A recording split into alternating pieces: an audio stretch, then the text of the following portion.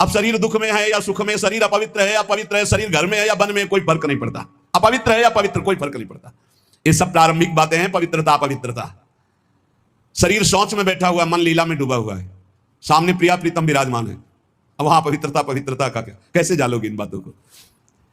कह रहे निष्दिन दुख सुख संग असुचि सुचि घर बनमाही, अब नश्वर नेह निमित्त देह नाते सो उपसम।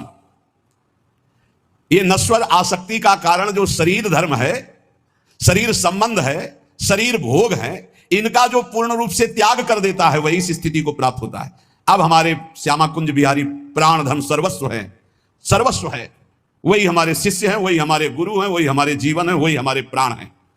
यहां कह रहे कि केवल बुद्धि रात दिन श्यामा श्याम का ही विचार करे। पहला जीवन का चरम लक्ष्य भगवत प्रेम, भगवत प्राप्ति।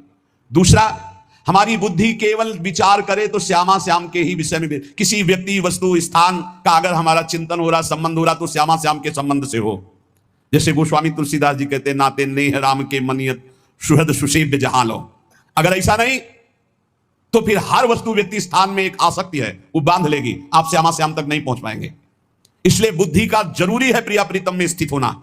अगर बुद्धि ये निश्चय कर ले कि परम सुख स्वरूप श्यामा श्याम ही हमारे हैं, हम श्यामा श्याम के हैं, सुख है तो श्यामा श्याम के नाम में, रूप में, लीला में, धाम में। अभी आपने सुना आनंद का तारतम्य।